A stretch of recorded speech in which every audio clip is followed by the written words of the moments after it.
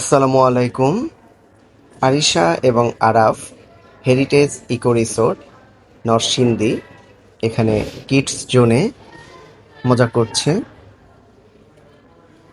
বেশ কিছু ride kids জোনে আছে, এগুলো এন্ট্রি টিকিটের সাথে কমপ্লিমেন্টারি। এই রাইডগুলোর জন্য কোনো টিকিট লাগবে না। বেশ খোলামেলা কিডস জোন, মাঠের পাশেই।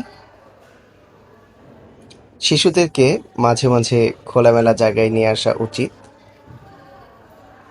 শিশুরা এখন ডিভাইস নির্ভর হয়ে বড় হচ্ছে এবং বেশিরভাগ স্কুলগুলোতেও বড় কোনো মাঠ নেই খেলাধুলার জন্য। এজন্যই মাঝে মাঝে শিশুদেরকে মাঠে নিয়ে আসা উচিত, খোলামেলা জায়গায় নিয়ে আসা উচিত। তাদের শারীরিক মানসিক বৃদ্ধির জন্য তাদেরকে খেলাধুলা করতে দেওয়া উচিত।